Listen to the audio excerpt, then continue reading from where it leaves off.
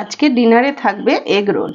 হ্যাঁ বন্ধুরা, আপনারা তো সবাই বানাতে জানেন কম বেশি, কিন্তু আজকে শেয়ার করব আমার মতো করে খুবই সুন্দর একটা রেসিপি।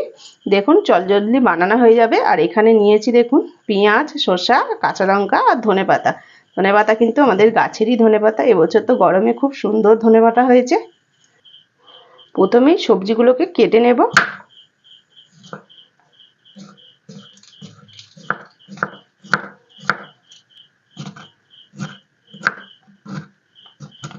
সমস্ত শসাগুলোই কেটে নিয়েছি, পেঁয়াজগুলো এবারে ছোট ছোট করে কুচি কুচি করে কেটে নেব।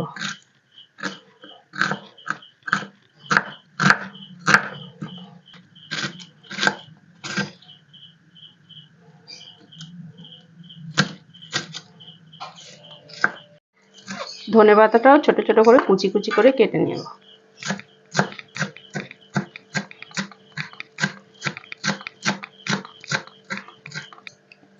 কাঁচা লঙ্কা এটাকেও কুচি কুচি করে কেটে নেব।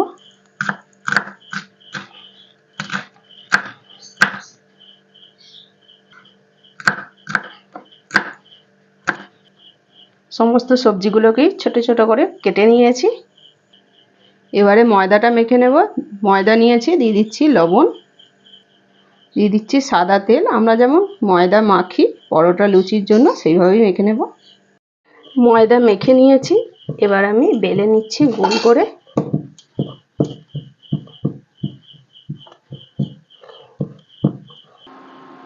বড় করে বেলে নিয়েছি। আমি এরকম মাপের করছি, আপনারা চাইলে বড়ও করতে পারেন, একটু ছোট করেও করতে পারেন।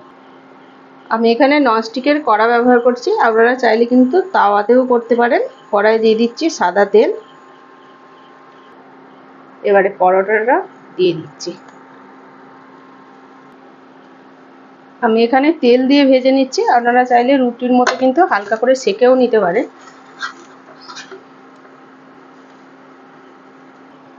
আমার মনে হয় জোগাড় থাকলে কিন্তু রাতের দিকে এরকম এগরোল বানিয়ে নেওয়া খুবই সহজ, একদম সময় লাগে না, খুবই চটপট বানানো হয়ে যাবে। খুব বেশি পরোটার মতো করে ভাজতে হবে না, এরকম হালকা কালার এলেই নামিয়ে নেব। এই কড়াইয়ে দিয়ে দিচ্ছি আবার একটু তেল।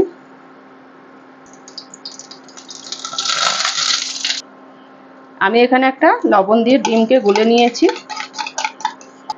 এই ডিমটাই দিয়ে দেব কড়াইয়ের মধ্যে।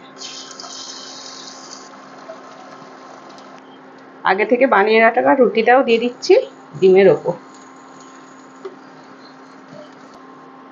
এগরোল বানানোর জন্য একটা ধাপ রেডি, তুলে নিলাম। একইভাবে কিন্তু আর একটা আমি বেলে নিয়েছি, কড়াইতে আবারও দিয়ে দিচ্ছি। এইটা হতে দেব। এইভাবে করলে কিন্তু সময়টা অনেক কম লাগবে। আর ওইদিকে আমি এগরোলটা রেডি করে নেব। দিয়ে দিচ্ছি শসা কুচি,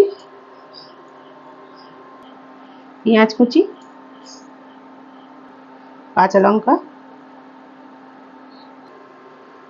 ধনেপাতা কুচি, দিয়ে দিচ্ছি টমেটো সস,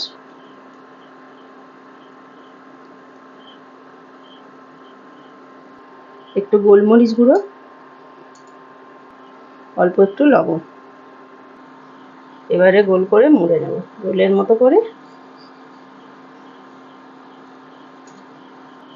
এবারে পেপার দিয়ে মুড়ে নেব।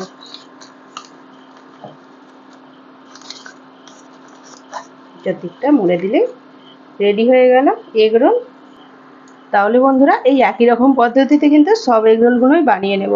আর কত সুন্দর হয়েছে দেখুন, খেতে কিন্তু দুর্দান্ত লাগে।